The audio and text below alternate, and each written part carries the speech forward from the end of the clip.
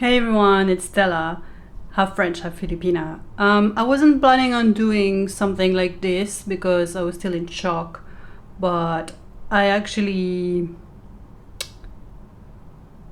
felt the need to share my experience after the 6.9 magnitude earthquake that happened last week, Tuesday.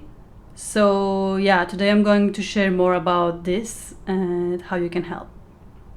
So it was one of the scariest moments of my life. And basically, I was in my condo, I was watching TV, and suddenly, like, the sofa was moving. And I've already felt earthquakes before. Like, there's always like a very small one happening here and then. But that was like so strong, and it started shaking, and I was just so scared. Like, I didn't know what was happening. Like, at that moment, you don't know. And it was very long. Like, I think it was like 30 seconds or even like 1 minute. Basically, I felt it shaking, and then I looked around, and everything was like moving, and I saw like cracks forming in the wall, and I was like in that moment, you really think, if this is going to get stronger, like the ceiling is going to fall. Like, I don't know, I really thought that, that was going to happen, and I went under the table, and then when it stopped shaking, I opened the door, and literally I was still wearing my slippers. I just grabbed my phone, my wallet, and because my wallet is in my bag, I just took my whole bag with the wallet and then my phone.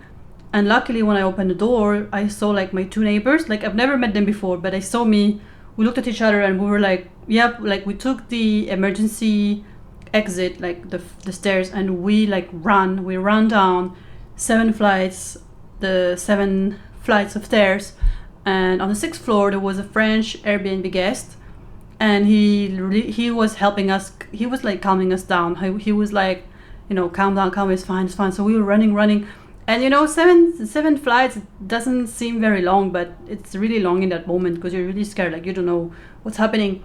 So once we went outside, everybody was evacuating, and that's when we realized like the magnitude of it, but we still didn't know how strong that earthquake was. And everybody was like evacuating offices around. So that was in IT Park, and there was like water flowing down, and that was literally the water from the pool. But yeah, that was so scary. So I was actually alone because my partner was in Siargao. So as soon as we were outside, I actually called him first, and then I checked on my family, and luckily everybody was fine. But yeah, we waited outside for an hour, even more, because you need to wait for the all clear. And after that, it started raining, so we waited in the lobby like for a few hours. And then once the admin said that it was safe to go back up, we went back up, but we were still scared, so we took the stairs. And when I went in my unit, I saw the cracks, and I was like, I took a shower, and because I was so hot, and like it's been already a full day and a half, and so I took a shower, and I was thinking, oh my god, like what if there's an aftershock and we have to evacuate and I'm naked. But anyway, I took a shower, I went to bed, and around 3:30 it started to shake again, and we had exchanged numbers with the neighbors and the French guest, and we're like, did you feel this? And they were like, yes. So we went back down, like we took our stuff. Like this time I got a bag with like extra clothes and water, and then we went down, and we stayed in the lobby till 6 a.m. So we were so scared. So at 6 a.m. I went back to the unit. I slept for 2 hours, and after that took a shower, and then I grabbed my bag, packed my essentials, and I went to my family. So they live more in the south, and they live in a house, so it's safer there. But that moment I realized like what really happened, and the north has really been badly affected. So what really stood out to me was how calm like everything felt and was, and the resilience of the people. And it's really heartwarming to see all the calls for volunteering, all the help that has been organized. You can see it in the news, and I'm going to show you also some details here, but that's really heartwarming. That's what makes Cebu so special, the people. You can really see the spirit. So they call this Bayanihan, and that's really amazing to see. So a lot of families still need help in northern Cebu, and it's not only Bogo. I can actually check here. So yeah, Medellin, Daanbantayan, San Remigio. There's like a lot of regions. I'm gonna write them on the screen. So if you want to donate, make sure that you're donating to proper channels, and then there's accountability, and you know where your funds are going. And for me, I'm going to donate in kind. So I'm going to go later to the mall. I'm going to buy some water, some snacks, some food, and I'm going to donate it there. So I think a lot of people have been flocking to the the locations to help, but it's actually creating traffic because there's only one road, like two roads going to the north.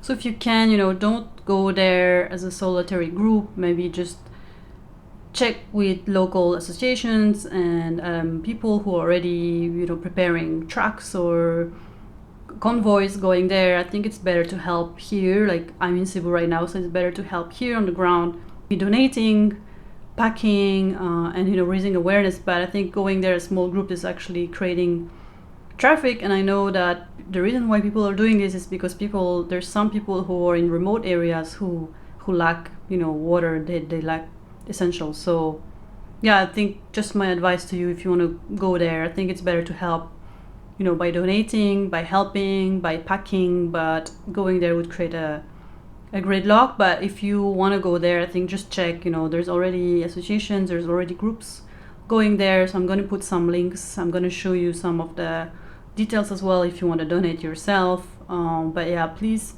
use the proper channels to donate. I'm going to finish here. It's a really short video just to give you a quick update. So I'm fine, I'm safe. There's some cracks in my unit, but the engineer is going to check that tomorrow.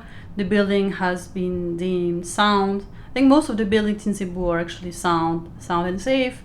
So if you've been affected, I'm really praying for you, keeping you in my thoughts, and help is coming. And stay safe. And for the others, stay with your family, stay with your loved ones, take care of each other. And thank you to everyone who has already reached out.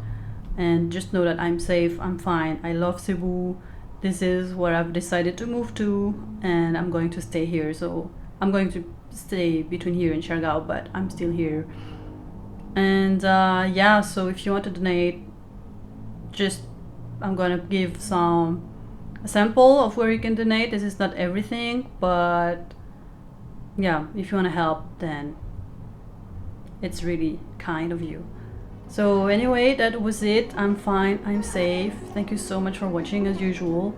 And if you want to know more about life in the Philippines and Cebu in general, then don't forget to like, comment, and subscribe. And see you in the next one. Ingat!